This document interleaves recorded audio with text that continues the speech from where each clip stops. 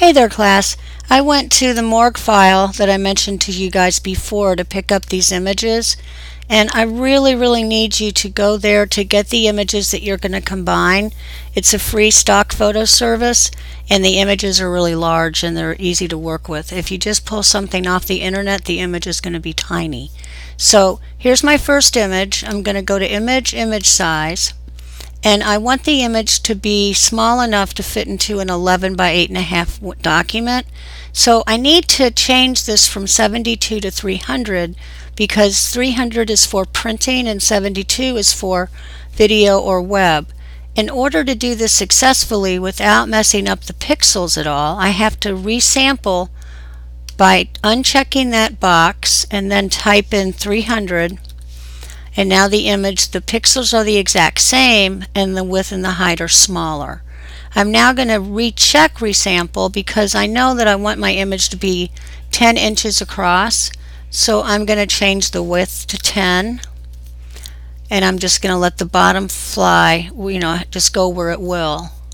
I'm going to do the same thing in this image. I'm going to go to image size, uncheck resample, type in 300, check resample back, and make it 10, and say OK. So now I'm going to make a new document that is 8.5 or 11.5 by 8.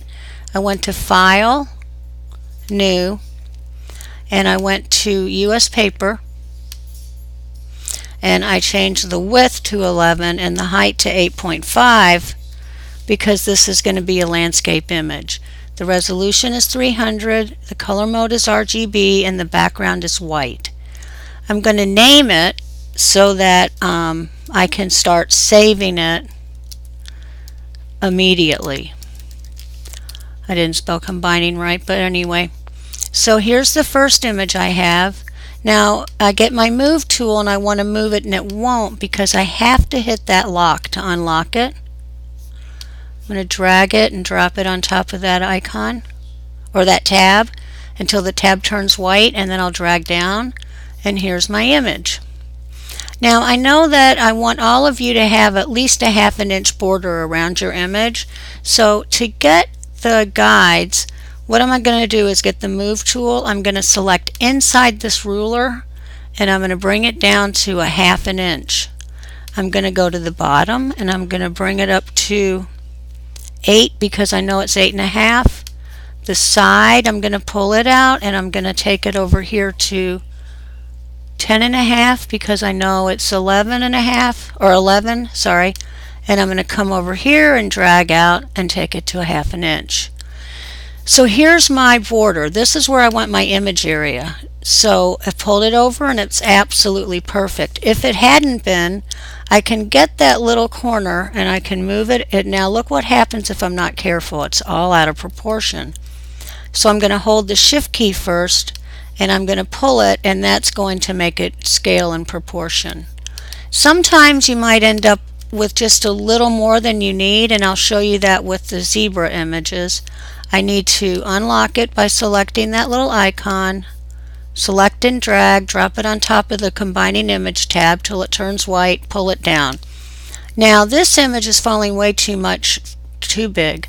I'm going to go to my zoom tool and hold the Alt key so I zoom out. I'm going to get my move tool and I'm going to pull it down to about there, and then I'm going to hold the shift key and pull it up, but I see it's not going to work because it's not going to be wide enough. So what I'm going to do is put it where I want it to go, and then I'll get my rectangle marquee tool and I'll go across and I'll go to Edit, Cut, or I can use the shortcut Command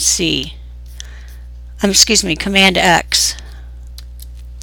Okay, now I have these two images together. I really want this one to be smaller, and I kind of want it to sit off on the edge here in between the two little guys, the cows. So now what I'm going to do is I'm going to make the selection using my marquee selection tool. Come through and just kind of fast and furious. And then I'm going to go to Selection, save selection. And I'm going to say OK. And then I'm going to go to the channel icon and select that channel. And I'm going to hit Command D to deselect the marching ants. And if I paint with black, I can paint out, if I'm in that layer, which I wasn't. So I can paint out using the black, and I can make my mask a little better coming all the way through. Now this is just down and dirty, you guys. I'm just going to try to give you a general idea. Now you know you can change your brush size. If you hit the right mouse, you can make the brush smaller. You can also change the way the mouse is positioned. I'm going to pull it down a little bit and make it more oval, and pull it up a little bit, and that might make it easier for me to get into like that space. You see what I mean? So play with your brush size and you'll have a lot of fun with that. Now I'm going to go back to my layer panel and I'm going to hit this little icon right here, which is the mask icon. But I made a little mistake first, and that is that I have to load the selection. So when I made this selection in channels, I forgot to go to Select, Load Selection. So now that it's loaded, I can go to my layer panel and I can select this little icon, which is the mask icon, and there's my mask. So now that I have it, I can come in and I can still paint. I can still get rid of stuff and take out, bring stuff in. And I can hit that right bracket key. So after you get it looking really, really nice, you're going to then want to come in and make some adjustments. So this student did the exact same assignment. He brought in a cool background of a building outside, and he put these two characters in there. So he put a level adjustment on these two people, and then he didn't put anything on the background. Now I'm going to just take this level adjustment off and show you how you do this. I'm going to go to the icon, go to levels, and then as soon as it opens, I'm going to pull the midtone down a little bit maybe, and look, it's affecting everything. So I have to select that little icon, and I think we've talked about this before. So I'm going to pull this back up, and I'm only going to affect the guys in the front. See? And then I'll go to layers, and you'll notice that it has that little icon with the arrow down. So the other thing you can do is you can hold the right mouse and roll over the icons, or the Alt or Option key, and you can put it on or take it off when you see that little arrow drop down. And then this other layer is going to need an adjustment. There's another one here that's very nice. She put the level adjustment on the boy, very little bit of one, but it's nice, and then she put a level adjustment on the background.